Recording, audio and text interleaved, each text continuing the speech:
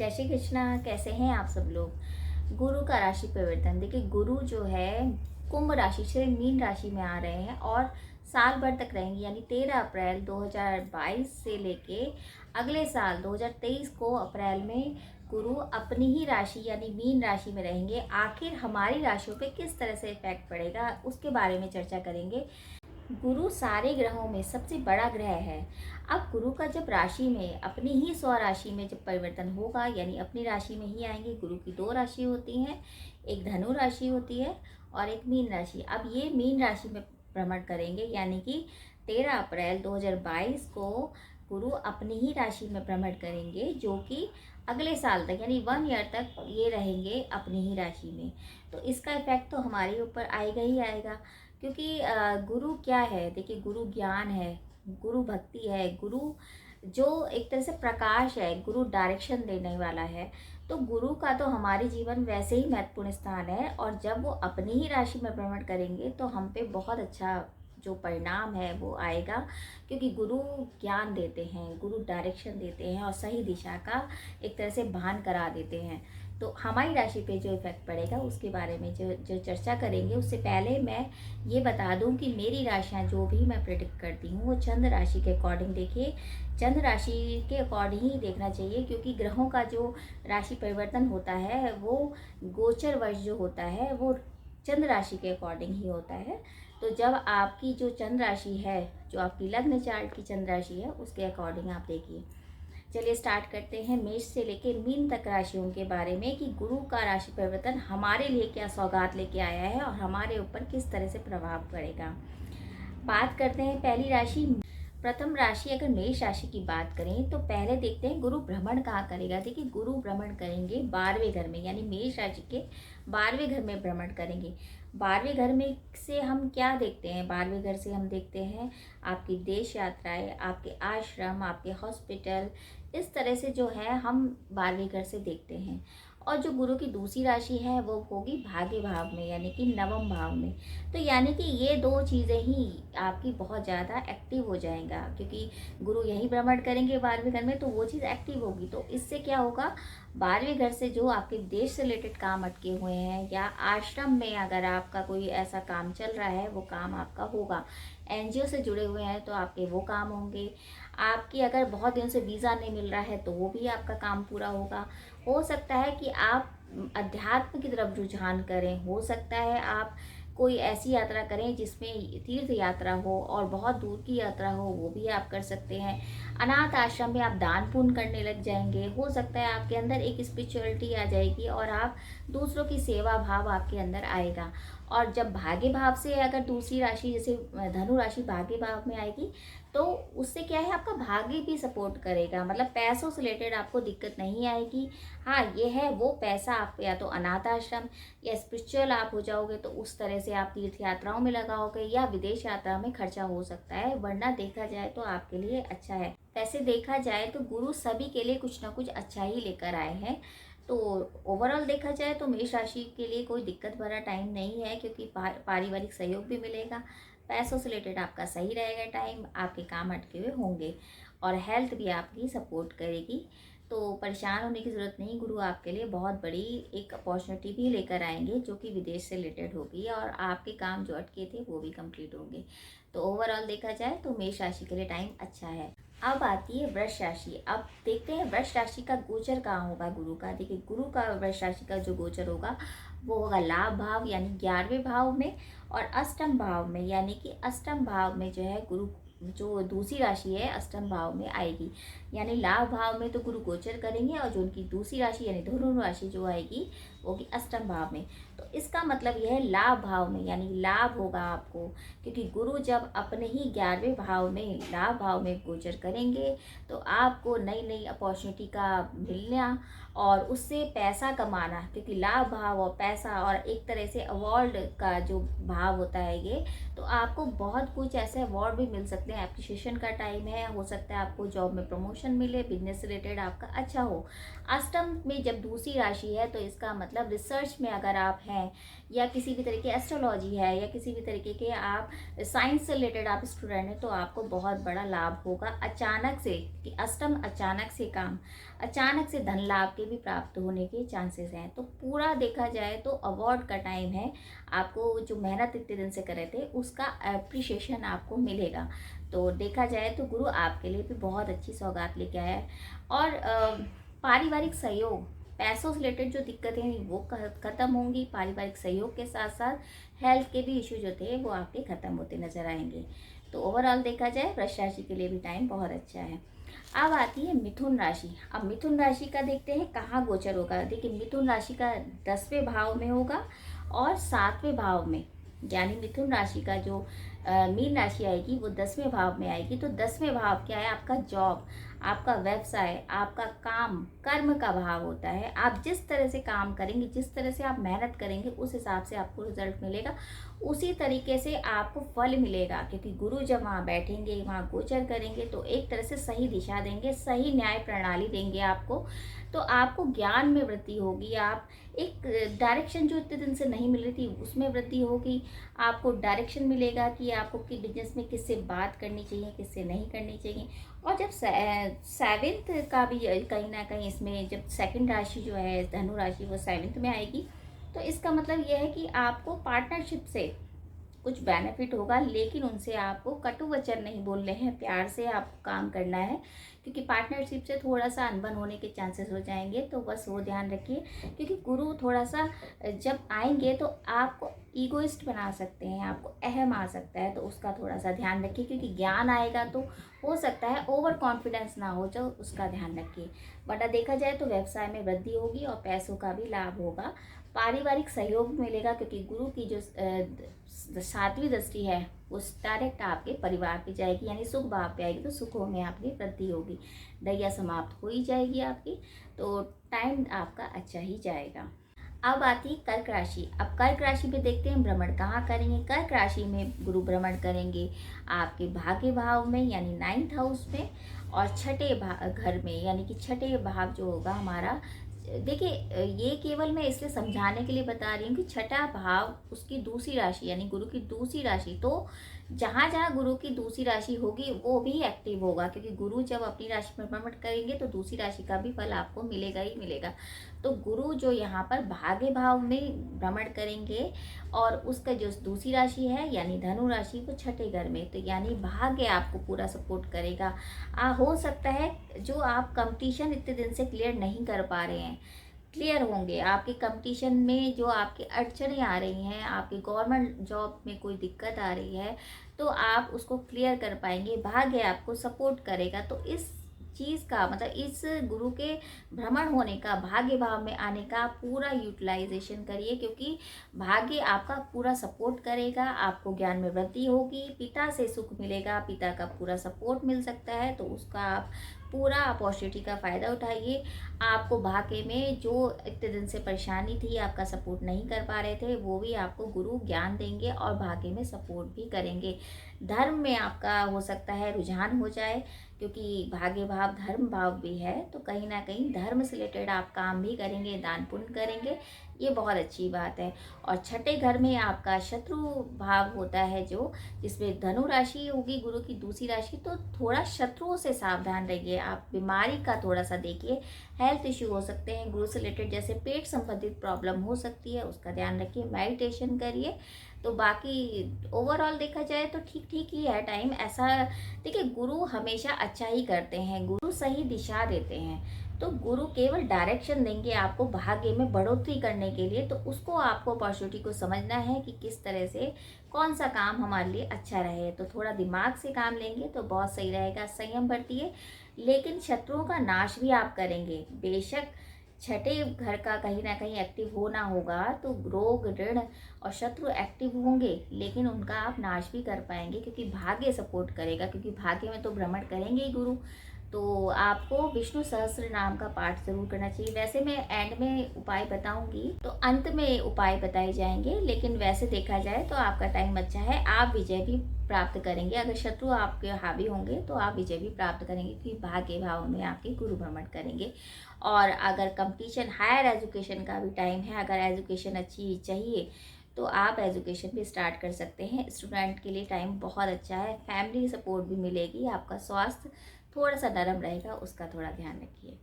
अब आती है सिंह राशि। देखिए सिंह राशि का फिर हम देखते हैं कि भ्रमण कहाँ हो रहा है। अष्टम में, अष्टम में होगा इसका भ्रमण, यानी कि अष्टम में गुरु भ्रमण करेंगे। और पंचम में इसकी दूसरी राशि होगी, यानी धनु राशि पंचम में आएगी, यानी 5th हाउस में आएगी। तो अष्टम से रिलेटेड काम एक्टिव होंगे। यानी कि अष्टम क्या है हमारे, देखिए आयु, मृत्यु, हमारे जो छुपी हुई चीज़ों का है, हमारे एग्रीकल्चर का है, ज़मीन, जैसे होता है ना खादान, या एक तरह से खजाना मिलना, या होता है कि रिसर्च या साइंस, एस्ट्रोलॉजी, सारी चीज़ उसी में आती है। तो अगर आप स्टूडेंट हैं और रिसर्च में कुछ काम करते हैं, काम होगा और आपको बढ़ोतरी मिलेगी, आपको ज्ञान में वृद्धि होगी। आप छुपे हुए जो आपके शत्रु हैं उनके बारे में आपको पता लगेगा। साथ में दूसरी राशि जो आएगी वो आएगी पंचम से रिलेटेड, यानी पंचम में धनु राशि होगी, तो यानी आपको एजुकेशन में बहुत तरक्की मिलेगी। आप पंचम से रिलेटेड क्या है, देखिए संतान अगर नहीं है तो संतान होने के चांसेस हैं, हो सकता है न्यू रिलेशनशिप में आप आ जाएं। तो आप एजुकेशन से रिलेटेड आप प्रॉब्लम में जो थे वो आपकी दूर होगी। हायर एजुकेशन भी हो सकती है। अगर रिसर्च वाले काम आप करते हैं तो आपको बहुत बेनिफिट होगा। तो गुरु यहाँ पर आपको बहुत कुछ देकर जाएगा। सडनली आपकी कुछ मुकदमे अटके हुए थे, वो अटके हुए मुकदमे ख़त्म होंगे। आपको पैसों से रिलेटेड जो दिक्कत आई थी वो भी ख़त्म होगी। बस थोड़ा सा ये ध्यान रखिए कि अष्टम से ना थोड़े शत्रु भी आ जाते हैं। आयु का भी भाव है, मृत्यु का भी भाव है। ऐसा नहीं है कि मृत्यु हो जाएगी, मतलब मृत्यु तुल्य कष्ट होने के चांसेस हो जाते हैं, तो थोड़ा हेल्थ के इशू हो सकते हैं, उसका ध्यान रखिए।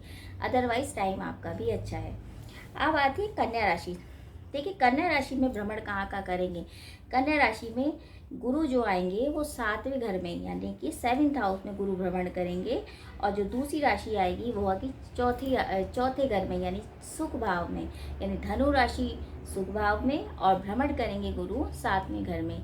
तो 7वां घर क्या है, पार्टनरशिप, आपके जीवन साथी का है, आपकी यात्राओं का है, आपके विदेश से रिलेटेड जो चीज़ें हैं उनका है, आपके जो बिजनेस में काम अटक रहे थे वो भी काम होंगे।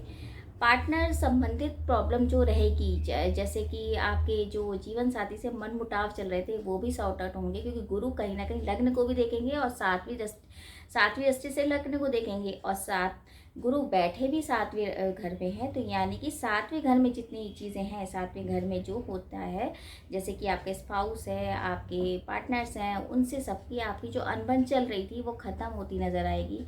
पैसे आप इन्वेस्ट भी कर सकते हैं। अगर नया बिजनेस स्टार्ट कर रहे हैं तो आप पैसे इन्वेस्ट भी कर सकते हैं, क्योंकि सुख भाव में दूसरी राशि है, तो सुखों में वृद्धि, मकान है, कार है, उनमें आप हो सकता है इन्वेस्ट भी करें, तो सुखों में वृद्धि होती नज़र आ रही है। तो देखा जाए तो कन्या राशि के लिए टाइम अच्छा है। बस थोड़ा सा ध्यान रखिए कि माता की स्वास्थ्य को कष्ट हो सकता है, क्योंकि चौथा घर माता का भी होता है, उसका थोड़ा सा ध्यान रखिए। वरना ये है कि आपको यात्राओं के योग भी हैं और यात्रा से आपको फ़ायदा भी होगा। तो ओवरऑल देखा जाए तो कन्या राशि के लिए भी टाइम अच्छा है। अब आती तुला राशि। अब तुला राशि में गुरु भ्रमण कहाँ कर रहे हैं, गुरु भ्रमण करेंगे छठे घर में, और छठे भाव में भ्रमण करेंगे। और जो दूसरी राशि आएगी वो आएगी तीसरे घर में, यानी कि पराक्रम में। छठा घर हमें जैसे पता है कि शत्रु का होता है और रोग का होता है, ऋण का होता है, लेकिन जब गुरु आएंगे तो आपको रोगों से और जो शत्रु से लड़ने की क्षमता देंगे। अब तीसरा घर जो होता है पराक्रम, आपके दोस्त, आपकी फैमिली मेंबर जो होते हैं उनका भी कह सकते हैं, आपके छोटे भाई बहन, आपके पड़ोसियों का होता है। तो कहीं ना कहीं ऐसा होगा कि आपको ऐसा लगेगा कि आपके साथी आपका सहयोग नहीं दे रहे हैं, लेकिन सबसे बड़ी बात यह है कि आप उसके अलावा आप उनको प्रूव करके भी दिखाएंगे कि हम भी कुछ कर सकते हैं उनके बगैर। यानी कि आपको पराक्रम में वृद्धि होगी। अगर आपके दोस्त या आपके रिश्तेदार या आपके पड़ोसी आपका साथ नहीं देंगे तो आपके अंदर एक तरह का जज्बा आएगा कि आप उनके बगैर भी सब कुछ करके दिखाएंगे, एक कामयाब होके दिखाएंगे। तो ये है इसमें कि घबराइए नहीं कि आपको मतलब कि सब साथ छोड़ देंगे, तो ऐसा नहीं होगा। आपके अंदर एक नई ऊर्जा आएगी और आप काम को करके भी दिखाएंगे कि हम भी अकेले कुछ कर सकते हैं। तो तुला राशि के लिए थोड़ा सा टाइम यही है कि उनको ये फील होगा कि उनके साथ कोई नहीं है, लेकिन वो काम भी अकेले दम पर करके दिखाएंगे। छठा घर थोड़ा रोग का होता है, तो हेल्थ का थोड़ा सा इशू हो सकता है, इन्फेक्शन का हो सकता है, पेट संबंधित प्रॉब्लम हो सकती है, थोड़ा सा उसका ध्यान रखिए।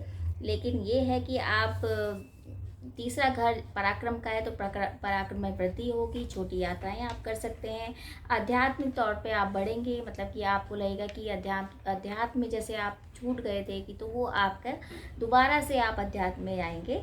तो ओवरऑल देखा जाए हेल्थ के थोड़े इशू हैं, लेकिन आप अपने जो एक तरह से एबिलिटी है उसको पहचानेंगे। तो ओवरऑल देखा जाए टाइम ठीक ठीक है आपका, घबराइए मत, गुरु सभी के लिए अच्छे ही होंगे। अब आती है आठवीं राशि यानी कि वृश्चिक राशि। वृश्चिक राशि में देखिए गुरु भ्रमण करेंगे पंचम भाव में, और गुरु की दूसरी राशि यानी धनु राशि होगी दूसरे भाव में। तो पंचम भाव देखिए, पंचम भाव से जो रिलेटेड चीज़ें हैं जैसे कि आपके अफेयर्स हैं, आपकी पढ़ाई है, आपके दृढ़ क्रम जो चले आ रहे हैं, जो पुराने जन्म के कर्म हैं वो हैं। एजुकेशन का मामला जैसे होता है कि एजुकेशन से रिलेटेड आपकी जो है चीज़ें रुक रही हैं, तो वो कहीं ना कहीं होंगी। आपके न्यू रिलेशनशिप में आप आ सकते हो। दूसरा घर जो होता है, क्योंकि सेकंड जो राशि होगी धनु राशि वो दूसरे घर से होगी, तो दूसरा घर होता है आपका फैमिली का, आपको पैसों का, आपके वाणी का। तो कुछ वाणी में कटुता आ सकती है, अहम आ सकता है, उसका ध्यान रखिए। लेकिन एजुकेशन और आपके धन भाव में वृद्धि होगी, आपका काम बढ़ेगा, जॉब में और आपके व्यवसाय में बढ़ोतरी होती नजर आएगी।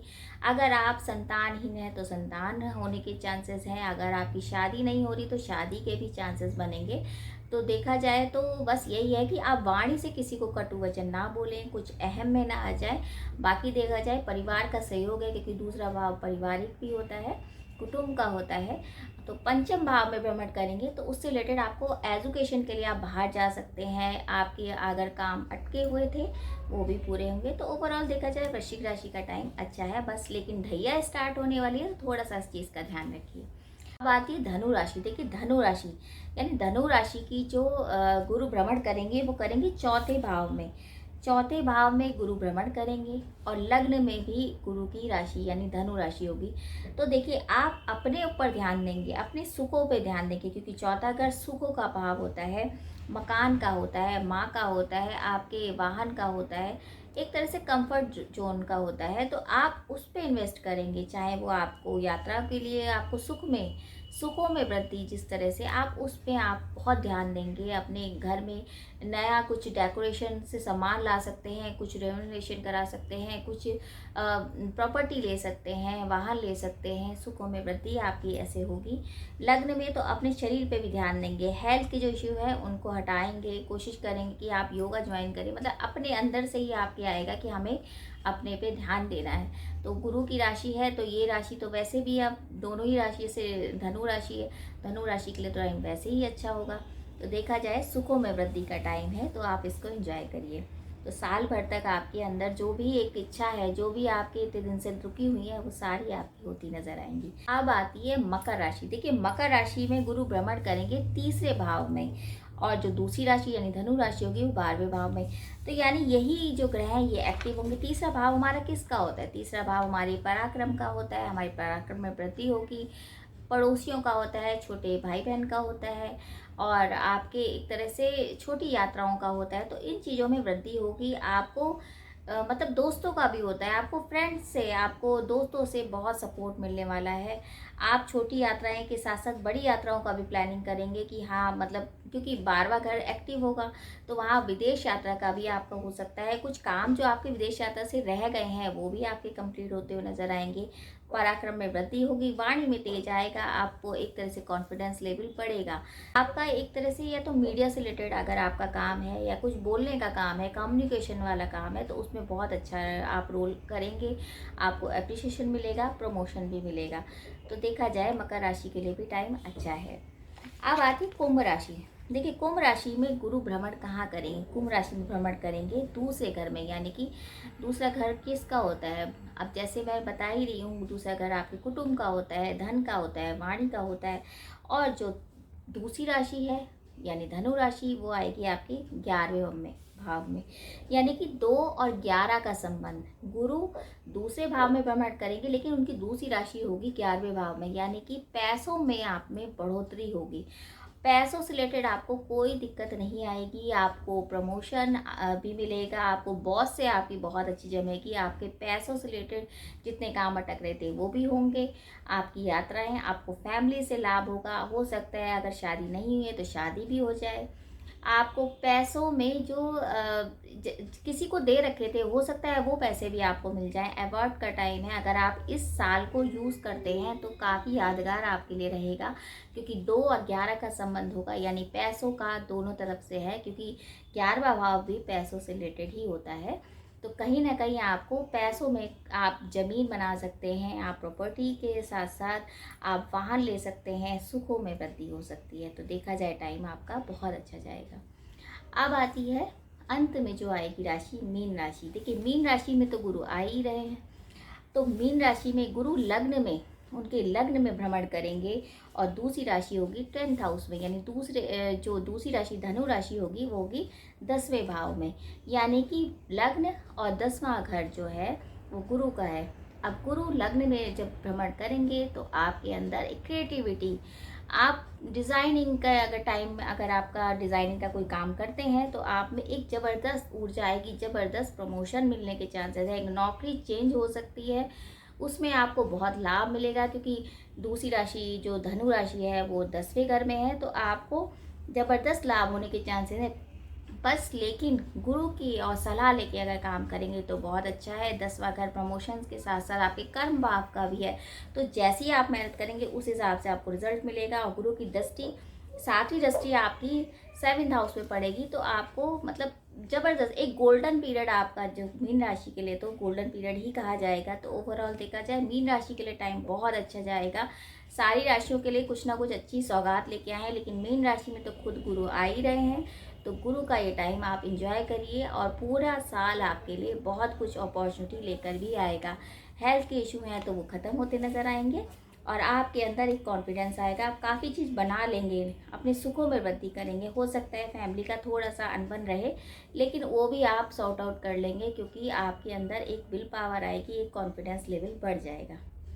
तो ये था मेष से लेके मीन तक की राशियों का सफ़र, कि गुरु आ रहे हैं, गुरु मीन राशि में आ रहे हैं तो क्या सौगात लेके आ रहे हैं। देखिए गुरु सभी के लिए कुछ ना कुछ अच्छा लेके आए हैं। गुरु कभी भी नुकसान नहीं करते हैं, गुरु सही दिशा दिखाते हैं। देखिए ये तो थे आपकी राशियों का सफ़र कि आपके लिए कैसा रहेगा, लेकिन हम उपाय ऐसे कौन से करें कि गुरु हमें एक तरह से अच्छा फल दे के जाए, उनकी कृपा हम पे बनी रहे। देखिए गुरु के लिए सबसे बड़ा जो महा उपाय यही है कि आप विष्णु सहस्त्र नाम का पाठ स्टार्ट करिए। उससे भगवान गुरु, भगवान विष्णु बहुत प्रसन्न होते हैं, और काफ़ी हद तक आपके काम जो अटके हैं वो कंप्लीट होते नज़र आते हैं। तो यानी कि आपको विष्णु सहस्त्र नाम का पाठ करना है। बृहस्पतिवार के दिन, गुरुवार के दिन आपको पीली चीज़ों का दान करना है, पीली चीज़ों का भोग लगाना है भगवान विष्णु को। और गुरु से रिलेटेड जो मंत्र जाप है, चाहे वो कोई भी ओम गुरुवे नमः या कुछ भी, आपको मंत्र जाप करना है, गुरु की सेवा करनी है। हो सके तो गुरु को कोई खुश रखिए। देखिए जो आपको ज्ञान देते हैं, जो आपको एक डायरेक्शन देते हैं, उनको अगर प्रसन्न करेंगे तो वो सही दिशा, वैसे तो गुरु हमेशा सही दिशा ही दिखाते हैं, चाहे उनके स्टूडेंट या उनके जो शिष्य हैं उन्हें कुछ भी समझे, लेकिन गुरु हमेशा अच्छे ही होते हैं, एक डायरेक्शन दिखाते हैं। तो उनकी सेवा जितनी आप करेंगे, गुरुजनों के साथ अपने बड़ों की सेवा करेंगे तो आपके लिए बहुत अच्छा रहेगा, क्योंकि कहीं ना कहीं आपके बड़े बुजुर्ग, माता पिता हैं या कोई भी आपके हैं, तो वो आपको एक डायरेक्शन, एक ज्ञान दे रहे हैं, तो उनकी सेवा आप करेंगे। भूखे को रोटी खिलाएंगे, वो मैं हर वीडियो में कहती हूँ, तो उससे आपको बहुत ज़्यादा लाभ मिलता है। बहुत ज़्यादा गुरु की अनुकंपा के साथ साथ ईश्वर का जो एक तरह से आशीर्वाद है वो मिलेगा, दुआएं लगती हैं। तो इस तरह से आप ध्यान करेंगे, इस तरह से आप गुरु का मंत्र का जाप करेंगे, गुरु की सेवा करेंगे तो बहुत अच्छा रहेगा और शुभ रहेगा। अब ये थे उपाय। अब क्या होता है, ऐसा नहीं है इसी राशि पे डिपेंड हो जाना है।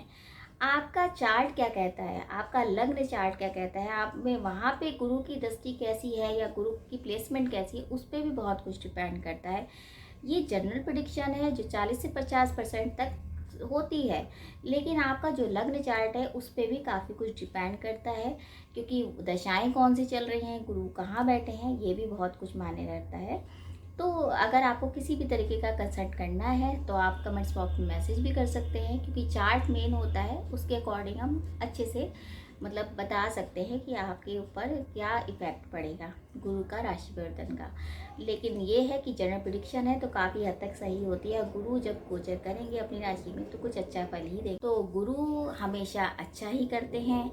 और घबराइए मत किसी भी तरीके से। तो आशा करती हूँ कि ये जो गुरु का जो भ्रमण होगा मीन राशि में, तो सभी राशियों के लिए अच्छा जाए, सभी लोगों पे ईश्वर की कृपा बनी रहे।